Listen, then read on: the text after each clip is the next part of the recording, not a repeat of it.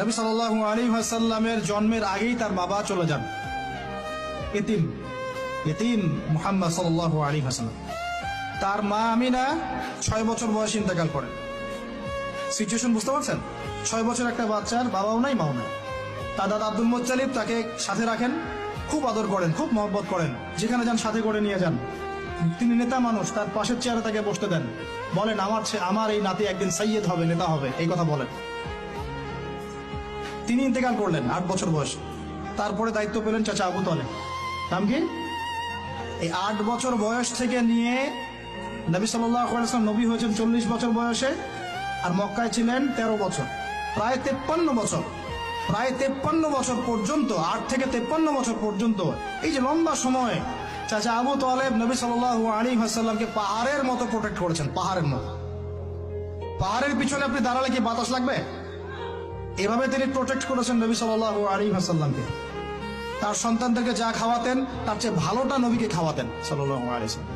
Special রান্না তৈরি করে তাকে ডেকে নিয়ে বসতেন, কারণ এতিম ছেলে, মনে কষ্ট আছে, হয়তোবা সবার সামনে বলতে পারে না, ব্যাপারটা বুঝেন না? তিনি এইভাবে ট্রিট করতেন। এমনকি নবী হওয়ার পরে আল্লাহর নবী সাল্লাল্লাহু আলাইহি ওয়াসাল্লামের বিরুদ্ধে পুরা সমাজ চলে গেল। কেউ গালি দেয়, কেউ বলে সাহির, কেউ বলে কাযযাব, কেউ বলে ফারিকুল জামাআহ। মানুষ গালি গালাজ শুরু করলো, নিন্দা গীবত তহমত শুরু করলো, অর্থনৈতিক বয়কট শুরু করলো, সামাজিকভাবে বয়কট করা শুরু করলো। এমন কোনো অত্যাচার নাই যা নবী সাল্লাল্লাহু আলাইহি ওয়াসাল্লামকে করা হয় নাই। বুঝতে পারছেন কথা?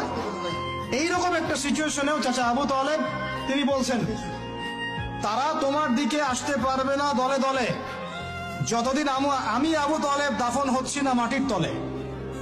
কথা বুঝতে পারছেন? তারা তোমার দিকে আসতে পারবে না দলে দলে যতদিন আমি আবু তালেব দাফন হচ্ছি না মাটির তলে। এইরকম মানুষ চাচা আবু তালেব। মানে আমরা যারা এখানে উপস্থিত আছি, বাংলাদেশের 16 কোটি মুসলমান, সারা বিশ্বের যে এত কোটি মুসলমান, তার মধ্যে বেশিরভাগ মানুষ, এই বেশিরভাগ মানুষকে যদি আপনি এক পাল্লায় রাখেন, চাচা আবু তালেবের অবদানটাকে আরেক পাল্লায় রাখেন, ওই পাল্লা ভারী হবে ইনশাআল্লাহ।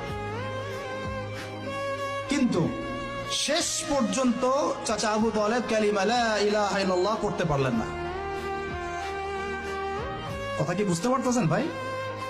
নবী সাল্লাল্লাহু আলাইহি ওয়াসাল্লাম বারবার বলতেছেন, চাচা খালি একটাবার কালিমা পড়েন, আমি আল্লাহর কাছে আপনার জন্য সুপারিশ করবো, আমি আপনাকে জান্নাতে নিয়ে যাবো, আমি আপনাকে জান্নাতে নিয়ে যাবো। চাচা খালি একটাবার সাক্ষ্য দেন, শাহাদা দেন। হলো না। হাদিসের মধ্যে আসছে চাচা আবু তালেবকে জাহান্নামের সবচেয়ে উঁচু স্থানে রাখা হবে